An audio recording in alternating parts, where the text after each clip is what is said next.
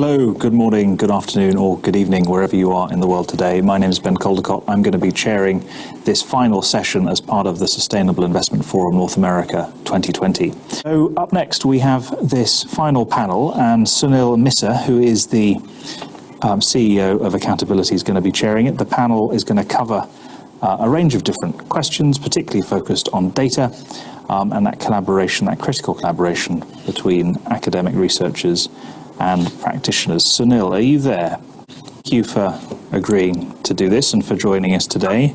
I'm really excited to be listening in on this panel, something that's very close to my heart as an academic.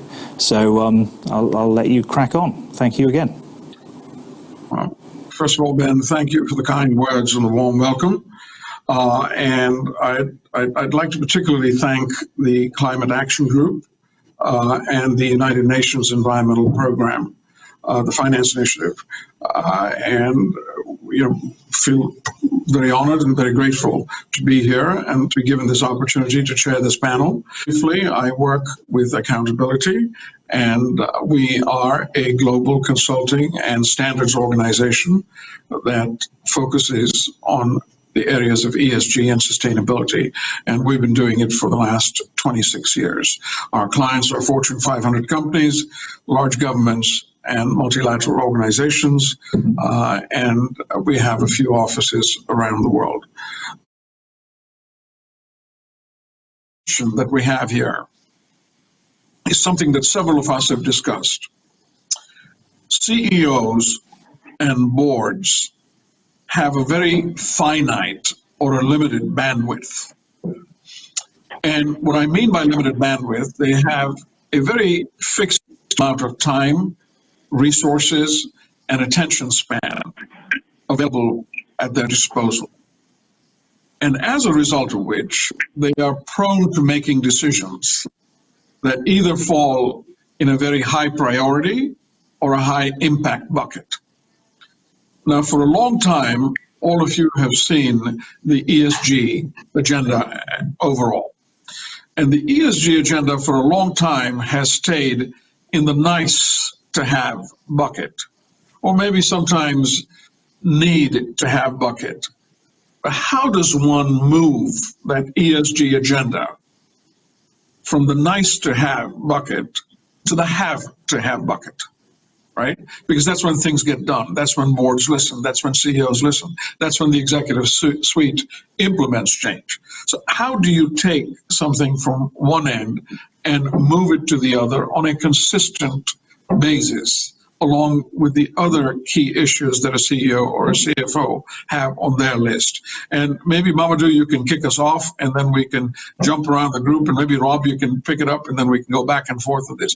Because when you look at monetizing impact, I can assure you that if you talk about monetizing anything, it'll get, and the more you talk about monetizing it, it climbs higher up a CEO list, right? So this would be a helpful share to the ESG Sustainable Finance. Mamadou, over to you.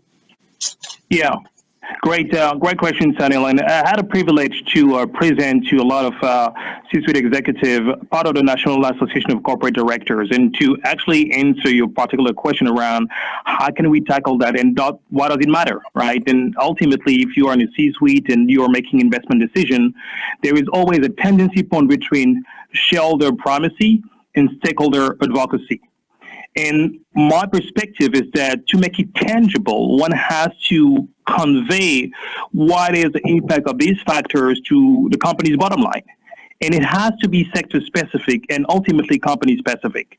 So when you are presenting, and when I was presenting some of the executive in this corporation, I was bringing them a set of metrics showing what could look like in their sector, and also what kind of impact it does in their bottom line. And also it could be just cost cutting or improving their overall efficiency.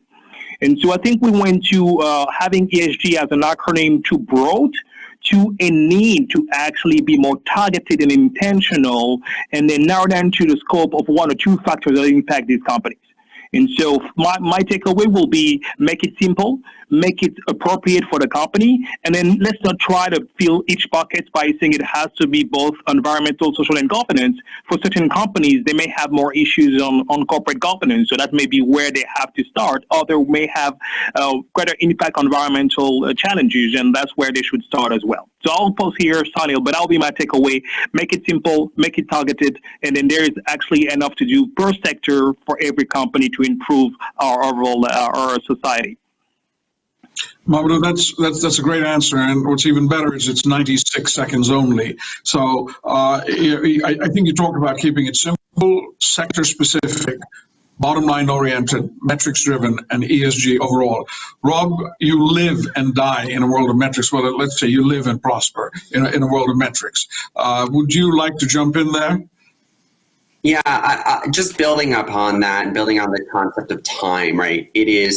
There is such a small amount of time, both for the board, for managers making decisions every day on capital allocation, within the business, as well as on investor calls. I think, the average investor call is like 45 minutes, every quarter. So if you have to start from zero and do all this education on, how much GHG emission, what it's benchmarked versus, that sort of forestalls the conversation. It's just done, right? Especially if you need to rationalize a big CapEx expenditure, right, in order to sort of reduce that emissions.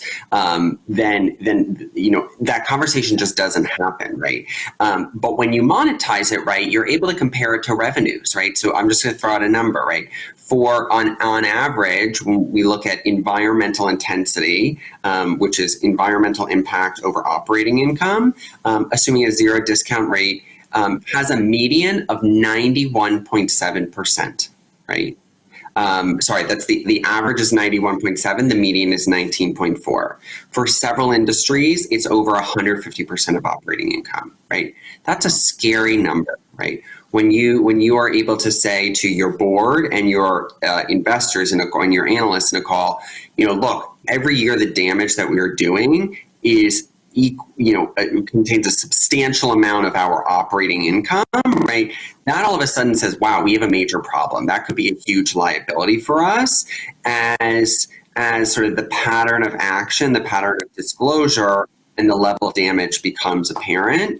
Future generations are very much likely to hold us accountable for that, right? So that immediately moves it up to the agenda and says, and then you can put it into a thing. If we invest X dollars today and we can reduce that liability, right, then you're able to get into existing financial tools and do an NPV on that. Excellent. Just in the interest of time and moving us forward, one of the key things that we seem to be grappling with over the course of the last several years, and especially today, is the advent or this hyper focus on big data, right? Whether it's big data, whether it's technology, whether it's artificial intelligence, there seems to be almost a kind of obsession that this is the magic solution to all, or at least if not all, most problems of today. And this would be so effective to handle some of society's largest problems. Now, on one hand, when you look at data, technology, innovation, AI, as a solution of choice, the question is more, is this a means to an end, right, on one extreme? Or is this basically the stairway to heaven, right? And Rob, you're probably too young to remember the lyrics of that, but it's somewhere in between the two. And maybe we can start with Mamadou, and Rob, you can pick it up, and then we'll take it to the group. What does this all mean to the world of ESG, sustainable investing, and sustainability overall in terms of this big data, or is it just a trend of the day? Data is only as good as the amount that you have, and the knowledge that you get from that data is limited by what you observe. So just for example, let's just take this as a quick example. Most of the damages that I think most people recognize that come from climate are in the area of extreme events. These really rare, fortunately rare events. And while the science itself can provide tools that predict the occurrence and the strength and the intensity and the frequency of these events, our ability to understand really their fundamental nature rests on the observations that we make from them. And unfortunately, because these events don't occur very often, you need a very, very long data set to build that fundamental knowledge. If that knowledge is incomplete, your forecasts may be based upon, or your extrapolations may be based upon, a biased set of interpretation. So we have to be really careful when we move forward with these hybrid methods, and we adopt and develop these deep learning, machine learning, big data methods. We have to be very careful about the limitations of the data and what it tells us and how we interpret them. This is a very helpful way to frame the limitations of data. Adam, Ivan Gita, any quick 60-second response to that before we move to the next audience question? Well, the question that has come from the audience, another question, we're getting quite a few questions, we may not be able to address all of them, is how has the COVID pandemic refocused responsible investment and highlighted the area of impact specifically, as well as societal inequities? Now, if any one of you would like to address this question, that'd be just please feel free. Happy to kick off here, Mamadou. And so I think the pandemic, and we're still seeing that being unfolded. So it's hard to make a call on all the consequences and hopefully the change in industry. But if anything, the S part of ESG was called out as having more issue than we thought. And if you think about the spread between the haves and have-nots, the impact, the difference between essential workers and people having the ability to work from home and operate like on a normal course, if you think about all the elements that were kind of highlighted with the crisis, with basically health inequality, who are the people that are the most impacted by the pandemic, both from a health standpoint and an economy standpoint, all that shows that there is more work to be done. And if you think about the SDGs and some of the SDGs defined as alleviating poverty, narrowing out the gap in wealth, and so on, the pandemic showed us that we still have a long way to go. So to end on a positive note, what I think we've seen is that the financial industry, at least, has become more aware of these issues. There's opportunities that are all the way on the spectrum, not only in long only, because I think here we have mostly folks that are kind of on the asset management side will be managing long only portfolios, but I will argue that on the private market side, private equity, backing entrepreneurs, trying to address social justice, trying to address climate inequalities, trying to support more impoverished population, and that's also what the beauty of finance is to be able to channel assets from one direction to another in a targeted manner. And sometimes the private market is actually the place to have a greater impact. And I'll think that it will be dismissed if we're not to mention private equity and the impact of private equity, the positive impact that private equity can have in addressing these societal issues. So I'll just pause here, Sunil, but I think it's a great question from the audience. The next question is something that we will pose quickly to the panel and get the panel's response, hopefully briefly. But the worlds of business and academia are both very essential in terms of their working together in harmony, addressing and resolving some of society's largest problems. Now, this nexus or relationship, while very critical, perhaps hasn't lived up to its fullest potential. And there may be good reasons for that, right? In terms of your perspective, panelists, what do you think are appropriate protocols or practices that you could suggest from where you sit and see things that could bridge this gap to bring academia and business together to make meaningful change? Because I think perspective and context from both sides is very important. Because as the late Kofi Annan used to say, he says, where you stand on issues depends on where you sit, right? So clearly perspective matters. And I'll just, we have a formidable array of both academics and industry folks. So please, I'm looking at all of you guys, whoever would like to pick this up and take it. In addition to time, do academics and business folks see the world through a different prism? Okay? Which is more at a fundamental level. Because time is clearly something that is not always clarified at outset, and it creates its own tensions. Because both of these are very essential parts, two sides of a coin. And our success as a society depends on the seamless and somewhat harmonious working of these two areas. But be very helpful to get your views. Ivan. Yeah, Sunny, I think there's a lot of agreement that there is a time horizon mismatch. I also think there's a very fundamental outlook mismatch, and I apologize, at the end of this great conversation to be dropping a bit of a bomb, but I feel like every part of the economy, investors, companies, the finance community is really looking at the outlook and is premised on the outlook of growth. And I feel like the scientific community, academic community, particularly with respect to climate change, while there's a good body of work around opportunity, by and large, the outlook is not positive. And it is more likely under various climate scenarios to look at contraction of the economy as a result of a warming climate. And so how to bring these things together, I think, is first invest down on the investor side that does have, is inherently more connected to kind of long term.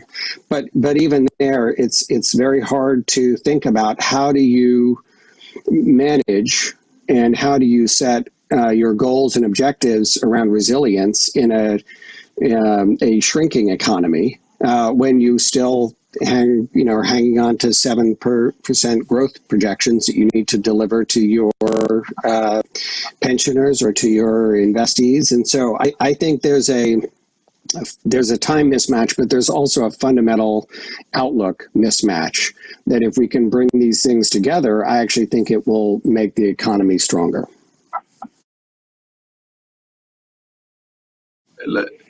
A quick question, very rapid fire, 60 seconds, no more, please, preferably 45 seconds. We can go around in any order.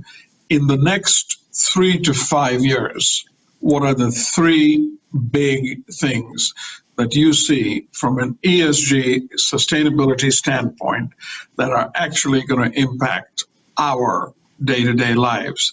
Rob, you, to start. Yeah, I think harmonization of the underlying standards. I'm incredibly encouraged by CDP, SASB, GRI working together. The alphabet soup has been, I think, a big reason for organizational inertia of saying, oh, it's too confusing. So convergence on those items, increased development and understanding of monetization. There's a number of efforts, not just Harvard working on that, but that will make decision-making and transparency much more mainstream, and continuing this dialogue and continuing to align incentives to get organizations up the curve, where I'm actually very, very encouraged by the number of organizations that want to do the right thing, understand that it is imperative to act on climate, but just may not have the understanding. So really partnering.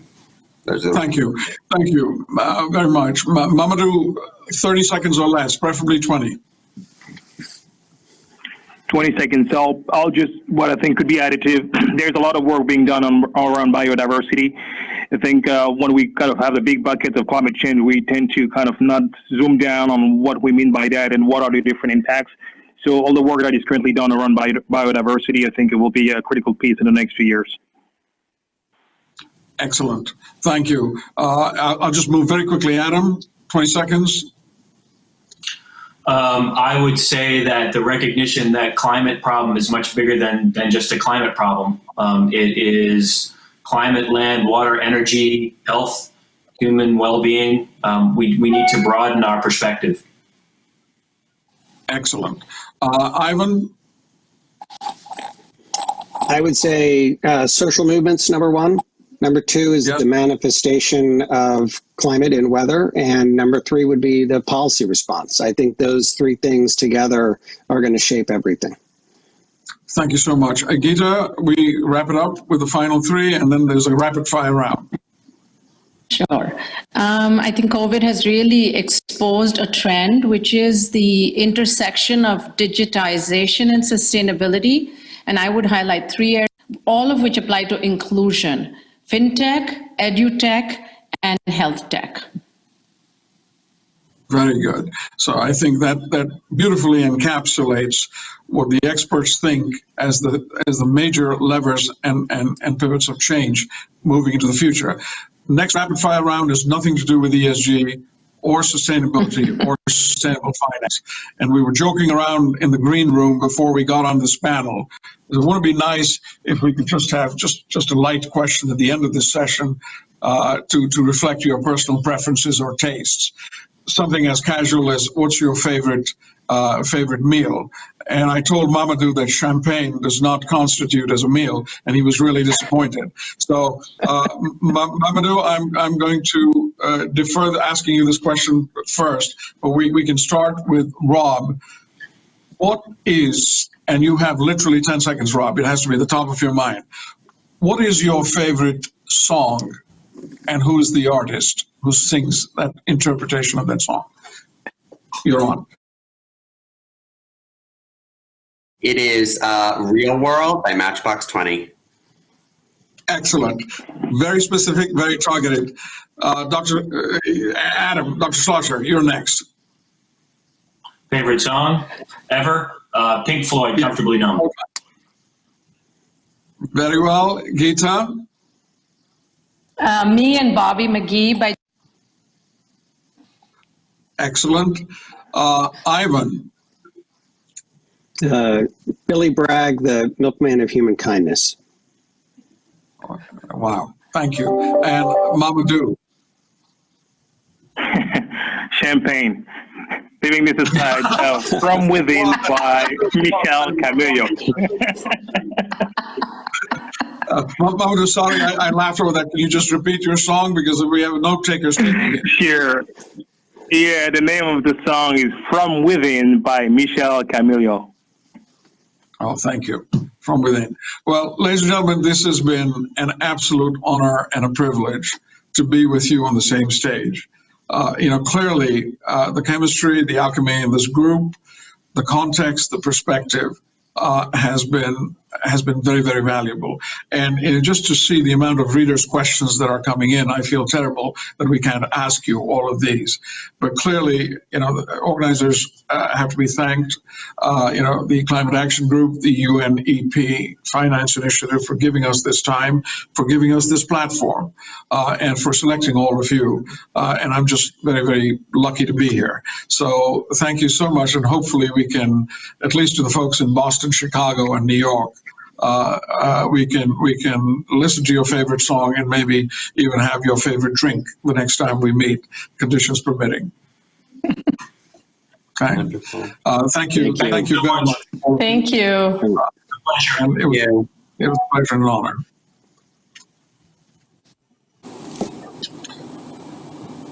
Thank you for chairing that excellent panel. Good way to end. Really interesting and important conversation.